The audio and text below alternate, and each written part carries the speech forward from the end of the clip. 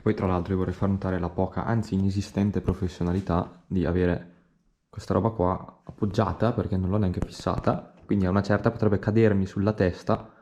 E, anzi, facciamo una cosa. Stronzi sì, ma non del tutto, e ci mettiamo una bella... Ah, adesso sì che è professionale. Ciao a tutti.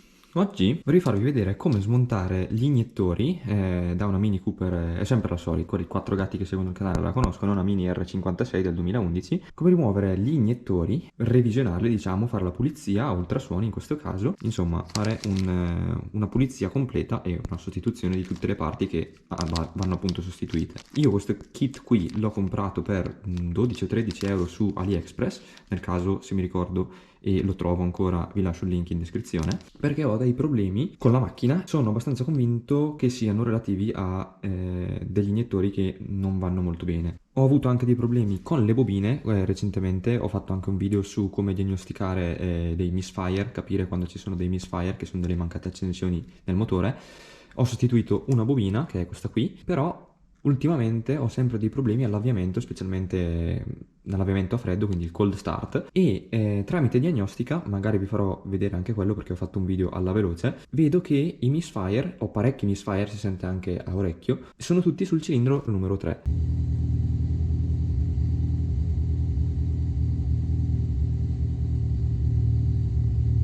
Ho già fatto una prova, invertire la bobina, questa con questa, e il problema è rimasto sul cilindro 3, quindi non è un problema di bobina. E ho provato anche a sostituire la candela, invertire la candela da questo cilindro a questo cilindro. Allora, per andare a smontare gli iniettori c'è da tirare giù un bel po' di roba. Allora, ho scollegato il MAF, che è questo qua, questo fuori dai coglioni, che è il tubo del vacuum, dell'aria. Ho scollegato anche questa, la fascetta qui. Sono una, due, tre Torx da T25, quindi 3 T25 che sono una, due, tre. Questa roba qua possiamo levarla dai coglioni, se riesco, con una mano, sempre difficile. Ok, senza spaccare niente. Quindi questo si solleva, perfetto. Io c'ho in mezzo sta rottura di cazzo qua che è la barra d'uomo che non ho voglia di scollegare. Ok, quindi questa merda. Perfetto, e questo lo mettiamo da parte. Ora c'è da togliere anche quello, quindi togliamo anche il filtro dell'aria che ho. Ok, adesso l'altra rottura di coglioni è che bisognerà scollegare questa roba qua. Poi, da togliere, qui c'è una Torx, che è questa qua, che è sempre una T25. E dopo, là dietro, non so se si vede, dovrebbe vedersi, sì, lì dentro è incastro. Quindi semplicemente ci sarà da tirare verso l'alto e questo cesso qua dopo dovrebbe venire via. Allora, ho tirato via sto cesso qua, sono riuscito a farlo passare con un po' di bestemmie. L'ho sganciato da qua, da questa parte qua, perché è molto più semplice rispetto a sganciarlo qua così. Questa parte qui è una merda da sganciare, quindi l'ho sganciato qua, basta semplicemente ruotarlo. In tutto ciò, mentre stavo prendendo la Torx, stavo cercando la Torx da usare per svitare questa merda qua, ho preso un inserto e nel tirarlo fuori mi è volato qui dentro. Tutti voi immagino che conoscerete l'Arca di Noè.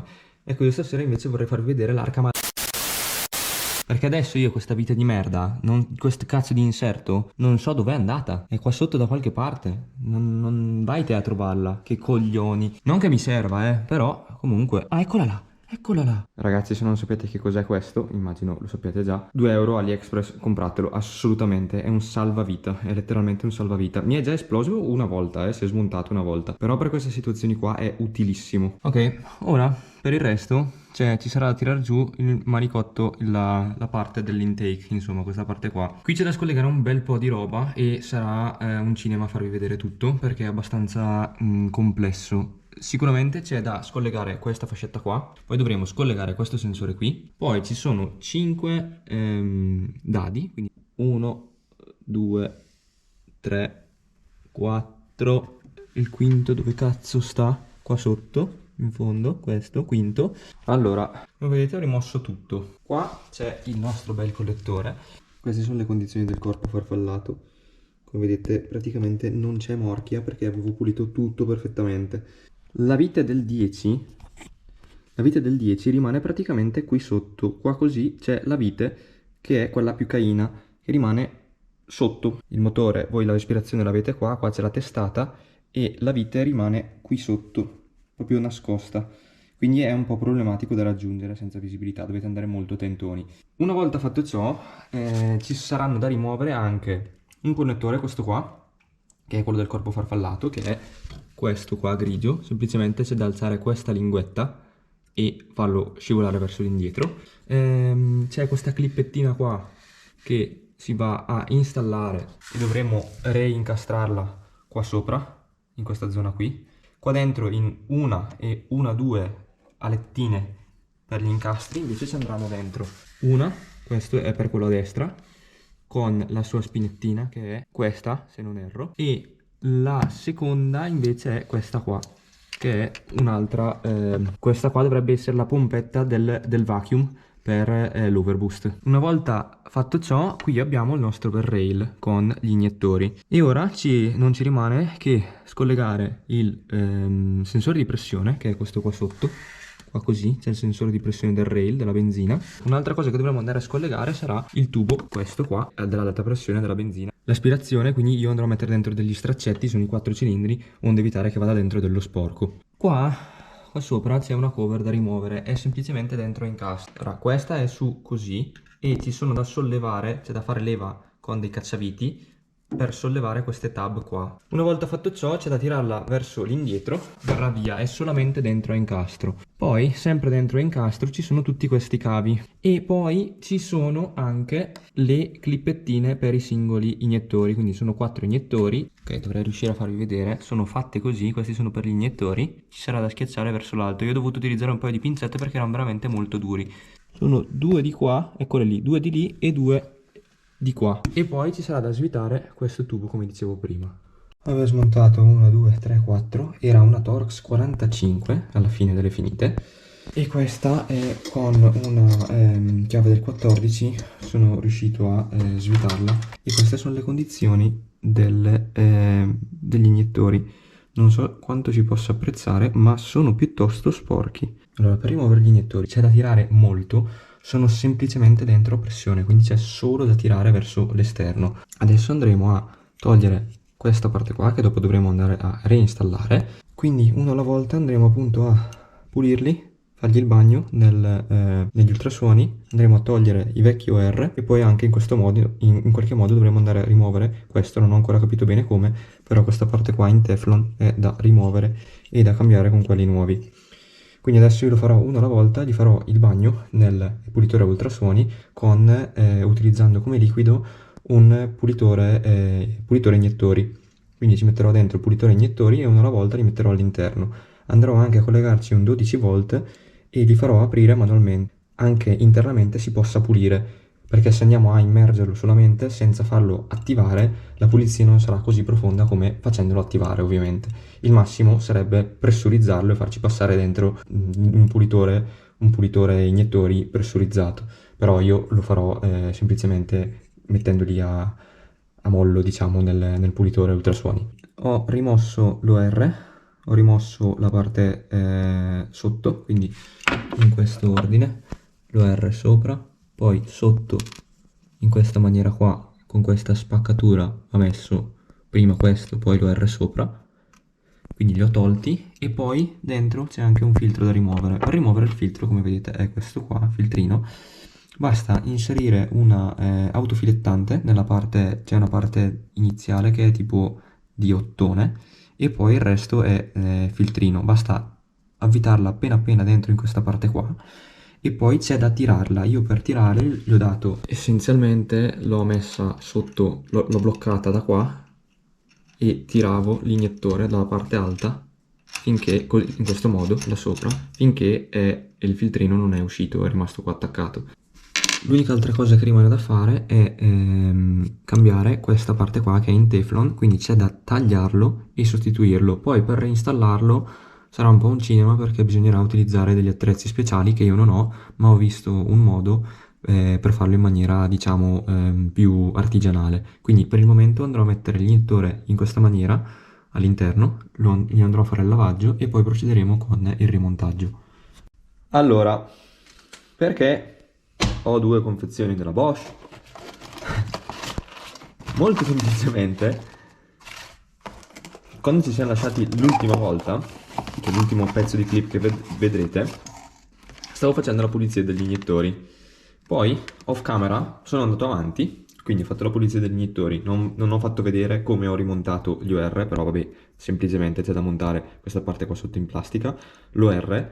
E poi per la parte del Teflon è un po' più complicata, vi lascerò magari in descrizione un video che io ho seguito per far vedere insomma come poter montare questa parte qua senza attrezzi speciali. È fattibile, è un po' una rottura di scatole, ma è fattibile. Quello che è successo e il motivo per cui ho qua 2 scatole della Bosch e il motivo per cui ho speso più soldi di quanto avessi preventivato è che ho dovuto cambiare 2 iniettori, o meglio, questo è il primo che ho cambiato e l'ho preso da un negozio in loco. Questo comunque, per chi dovesse servire, è il codice per gli iniettori della Mini R56.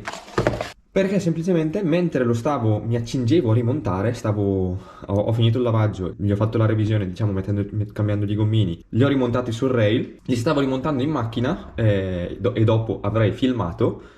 Il problema è che nel rimontarlo ho fatto un errore, e dopo vi farò vedere qual è stato, in quanto adesso dovrò cambiarne ancora un altro che ho sulla macchina, in quanto anche quello è danneggiato, non è totalmente compromesso ma è danneggiato, e questo errore ha fatto sì che spaccassi i 2 iniettori. Uno, come potete vedere qua, è completamente tranciato, quindi la parte dello spinotto, che è questa, dove si va a collegare lo spinotto elettronico, è completamente saltata, quindi questo è da buttare. L'altro invece è montato in macchina, funziona, ma la parte qua dietro, quindi questa parte qua dietro, qua così, è crepata, si è crepata e stava esplodendo anche quella essenzialmente. Quindi adesso cosa dovrò fare? Andare a smontare nuovamente tutto, in quanto io la macchina in questi paio di giorni l'ho usata, funziona correttamente, dopo vi farò vedere di nuovo il cold start e funziona perfettamente. Non ho più quei problemi di prima, quindi il problema è risolto, è un mezzo spoiler questo. Dovrò andare a sostituire questo iniettore di nuovo, quindi dovrò smontare di nuovo tutto, ovviamente non ve lo faccio vedere, vi faccio vedere magari dopo la parte di montaggio e la precauzione per evitare di spaccare tutto come ho fatto io. Quindi ora smonto di nuovo tutto, quando arrivo al punto in cui posso rimontare, vi faccio vedere come montarli correttamente, onde evitare di spaccare su tutto. Allora, il mio errore qual è stato? Quando si inserisce il rail, qua ci sono... Ve lo indicherò a schermo, quello lì sotto, cioè quello sopra in realtà, è dove va a inserirsi l'iniettore. Questo qui invece, questo più vicino, è il buco del centraggio, diciamo. Tutti, vedete, tutti ce l'hanno doppio. Quello, quest'altro, questo è il cilindro 3, e poi qui in fondo c'è il cilindro 4. E la parte in plastica deve entrare in questa parte qui, altrimenti mentre andrete a tirare le viti, questa parte qua, questa è la parte che deve andare a incastrarsi lì, altrimenti questa parte qua non è perfettamente allineata, si spacca. Quindi erano le 2:30 di notte mentre lo stavo facendo, ero un po' stanco. Quindi se vi posso dare un consiglio, non fate le cose quando siete stanchi, onde evitare errori stupidi come in questo caso. E 140 euro più o meno per 2 iniettori che mi potevo tranquillamente evitare. Detto ciò, adesso rimontiamo l'altro e poi andiamo a fare la prova a vedere se tutto funziona correttamente. Ho montato il rail correttamente, quindi con tutte le parti in plastica collegate in maniera corretta, per quanto si possa vedere, non so quanto si potrà vedere. Ora ho messo su anche le viti, le Torx, che sono T45. Ho collegato l'attacco alla pompa dell'alta pressione, quindi questa qua è una 14, basta centrare il tubo e avvitare. E una volta fatto ciò c'è da tirare a specifica le T45 che sono qua, che sono delle M8 per 20 mm e vanno tirate a 19 Nm. Quindi adesso le tiro.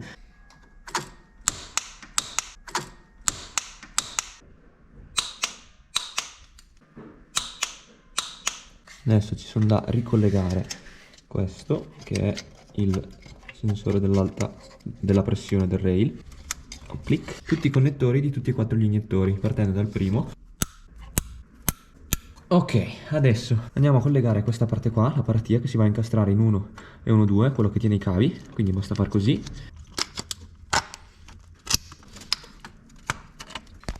Perfetto, una volta che abbiamo inserito tutti i cavi assicuriamoci che qui sotto sia tutto quanto agganciato correttamente nel loro portacavo. Questa è la copertura e andiamo ad appoggiarla in questa maniera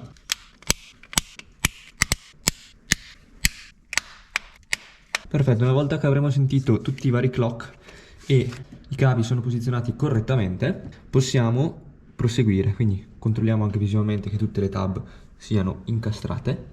Adesso possiamo proseguire montando l'aspirazione. Quindi l'aspirazione dovremo collegare un po' di roba varia, quindi un po' di cavetteria, e andremo a rimuovere anche gli stracci. Io ho messo questi stracci qua per evitare che dello sporco vada dentro nel collettore di aspirazione, e dovremo andare a rimontare tutto quello che rimane essenzialmente. Allora, ho rimontato il manicotto d'aspirazione. Nel frattempo ho anche montato il sensore, che è questo qua. Adesso andrò a collegarci la spinettina, che è questa.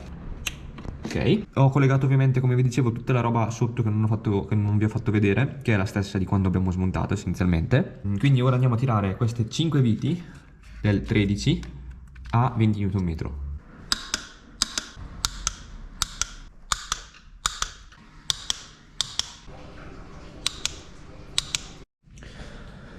Allora, io ho collegato tutto tranne la scatola filtro e il filtro aria, in modo tale che ho più visibilità qua sopra.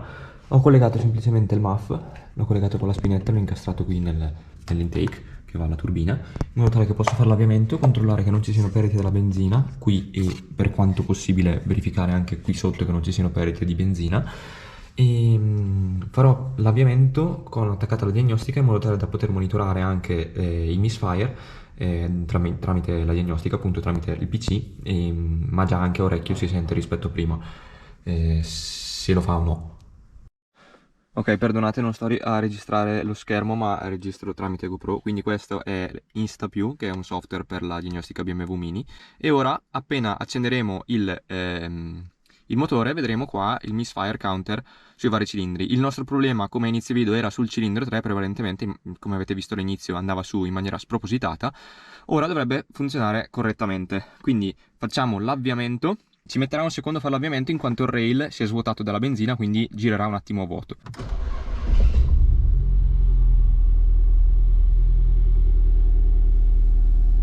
Ci sono stati dei misfire, ma perché giustamente era tutto vuoto.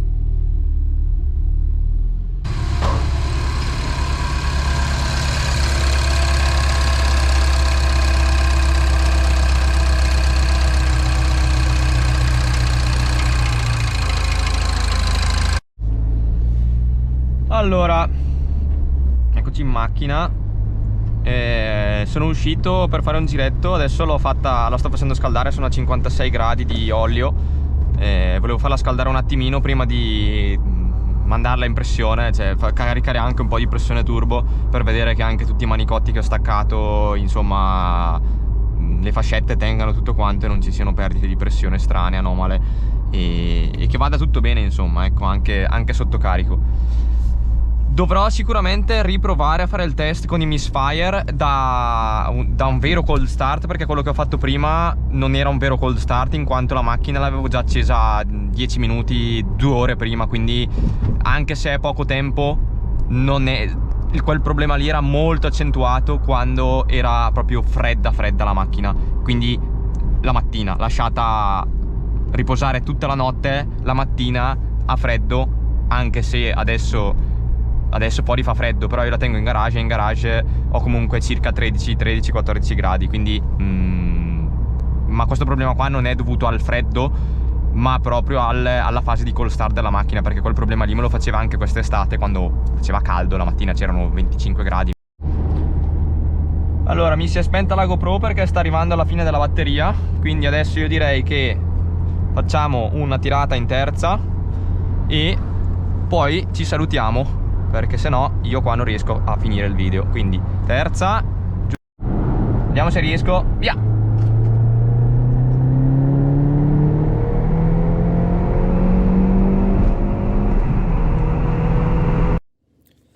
Ok, mi dispiace terminare il video in maniera un po' brusca, con un taglio netto mentre stavo accelerando, ma purtroppo GoPro, questo cesso qua, ha ben deciso che al 15% di batteria lei si spegne e non c'è modo di farla ripartire. Cioè la riaccendi ma si spegne lo stesso, quindi vabbè, finisco col telefono. Quindi la macchina va bene, non ho grossi problemi. Domani mattina proverò a rifare il test del cold start. The next day. Proviamo il cold start.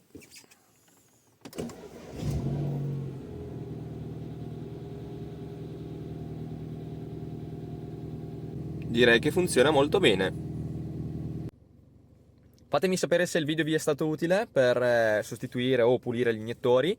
Ditemi se l'avete fatto, com'è andata, se vi fidate, se non vi fidate a fare questi tipi di lavori. È abbastanza semplice in realtà, bisogna solo avere un paio di accortezze, ecco, per evitare di smenare soldi inutilmente, perché altrimenti, ripeto, con 12 euro il kit di revisione e poi vabbè, vi serve un pulitore ultrasuoni, oppure ci sono anche altri modi di pulire gli iniettori.